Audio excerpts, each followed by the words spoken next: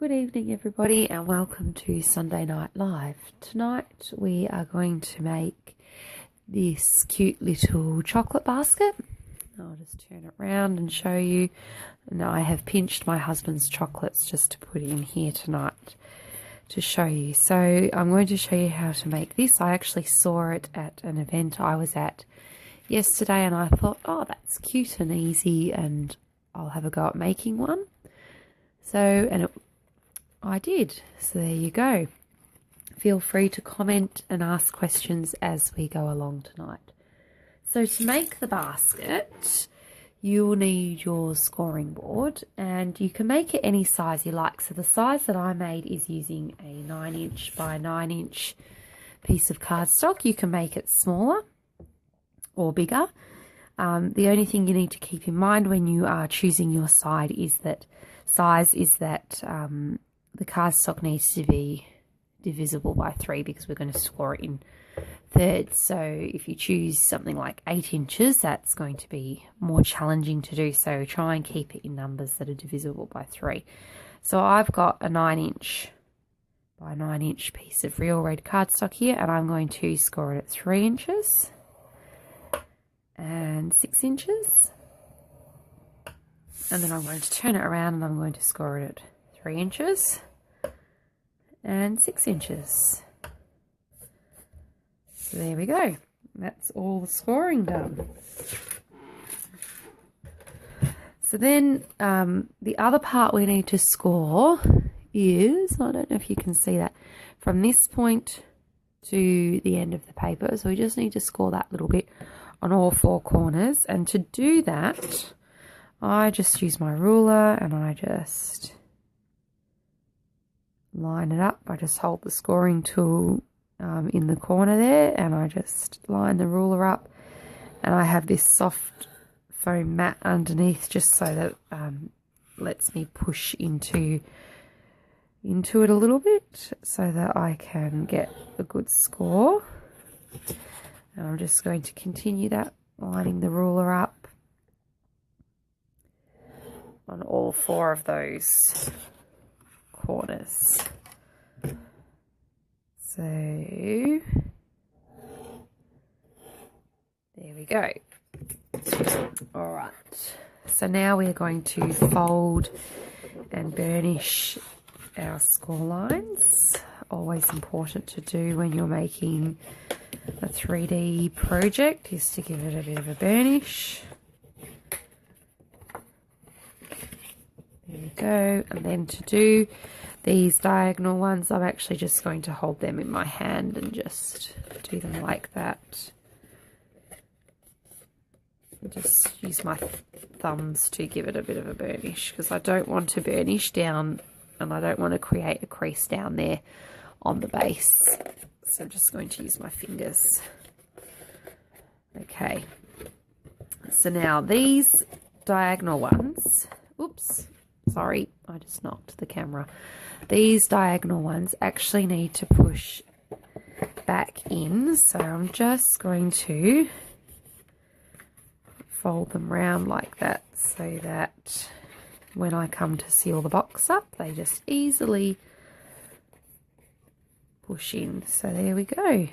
And it's all the scoring's done, and we just simply gather it like that to bring it together. So there you go, you can see how it will come together.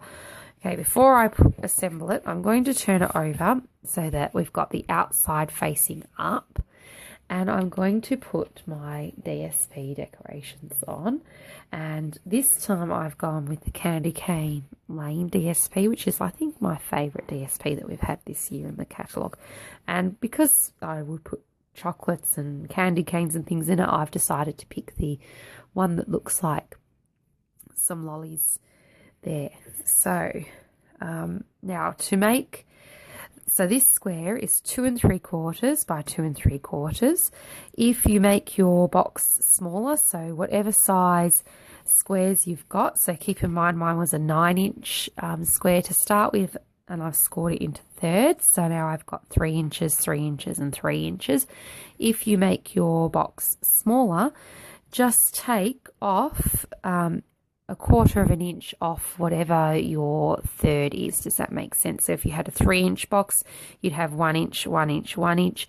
You want to take a quarter of an inch off to get your DSP measurement. So you would have 3/4 of an inch square DSP. And that way it sits nicely and you've got your nice little border like that. So hopefully that makes sense. So I'm just using Tombow to glue this down simply because I can't find my snail. I don't know where I've put it. So I'm just going to use the Tombow, and I'm actually going to put this on upside down so that when you close the box up, it's the right way up. I'll show you what I mean in a minute. Oops. I also like Tombow because it does give you a little bit of wiggle room. So if you put it down in the wrong spot, it actually allows you to, I need to turn that around because to wriggle it. Is that right? Nope. It's upside down like that. See, I'm geometrically challenged. Okay.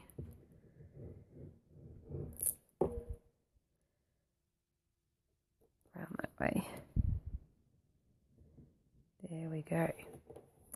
Now, to make my triangles for these pieces, I've actually just got the same size square, and I'm not doing anything very fancy. I'm just going to fold them in half like that to get my triangle.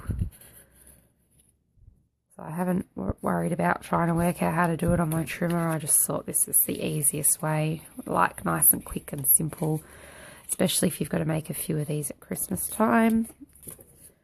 Just fold them in half with my fingers, and then I'm just using my snips. I'm going to do it on this side so you can see, and I'm just cutting up there on the diagonal. Just like that. And that gives you your square. Of course, you could do it on your trimmer if you wanted to, but I find the scissors quick and easy, and I'm pretty confident at cutting with my scissors, so I'm just happy to do it like that. And then I'm going to go ahead and glue those down into the corners.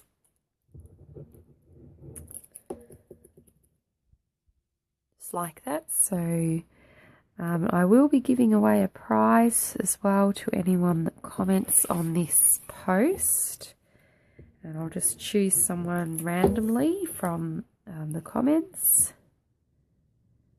to send a little prize out to you.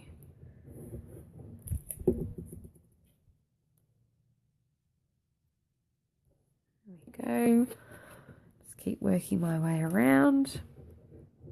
This is probably the most fiddly part, is putting all these triangles onto the box, or the basket, I think I've called it. I actually found the instructions for these on Pinterest, and I will put a link on my blog to the lady that I sort of used to get the basic instructions, so that you can have a look at her instructions as well. Okay, there we go. All done. So there we are. We've got our box basket decorated. So the last thing that we need to do is we need to use a hole punch, and we just need to punch some holes. Just let's show you where we're going to do it. Let that focus for a second. Just sort of about there on that crease where the diagonal scores are. We're just going to do it sort of maybe half an inch, quarter of an inch down, and I'm just going to eyeball it If you wanted to measure it, you could, but I'm going to just eyeball it, and I'm just going to punch a hole. So I'm using my crocodile, but you can just use a normal hole punch if you prefer. Doesn't really matter. Just sort of roughly measuring where to put it. Last one. There we go. Easy. So 4 holes in each of the corners. Can you see that? Probably with the white. There we are. There's the hole in each of the corners. All right. Last thing. And I forgot. Oh no, there it is some ribbon, some twine I'm actually going to use this time. So, the easiest way that I worked out to seal this box was just to thread some twine. So you want to go in.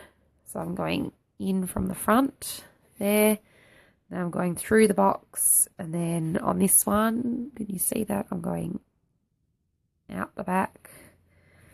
So I'm just rotating in from the front. And then on the last one, out the back. So it's really just sort of weaving it around. And then if you grab hold of your twine and use your fingers, I'm just going to hold it up like that. Pull the twine closed. And this is where it's handy to sort of have more than 2 hands. I'm just going to get my twine. Oops, it's all come unpulled now. Like that. And just tie it in a little bit of a bow at the top here. Oh, that's come unpulled. I have to fix that. See what I mean about needing more than 2 hands? Sometimes you need 4 hands to tie a bow well while you're attached.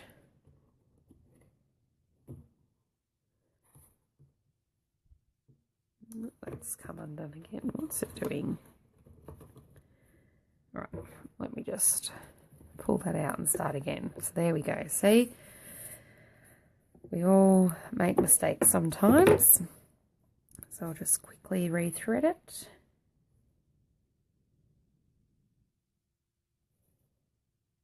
Of course, the one I did before when I didn't have the camera going just came together really quickly. Okay.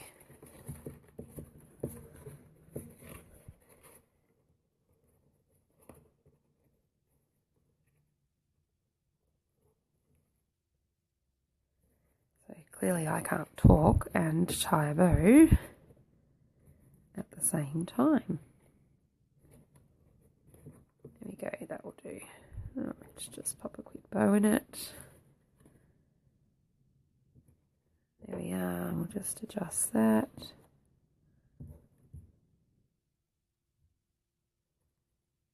Oops. Okay, and just snip that a little bit. There we go. And there we have it. See, nice and quick and easy. How long's that video been? A few minutes, and we've got our easy chocolate basket made. You can fill it with lots of Christmas goodies. Of course, you can always make it non-Christmassy as well and put other things in it. So there we go. Our quick and easy chocolate basket. And it's about 3 inches by 3 inches, and then a little bit wider than that. And it's also 3 inches high. So there we go. No, I'll leave that like that. Yeah, thank you for joining me. Good night.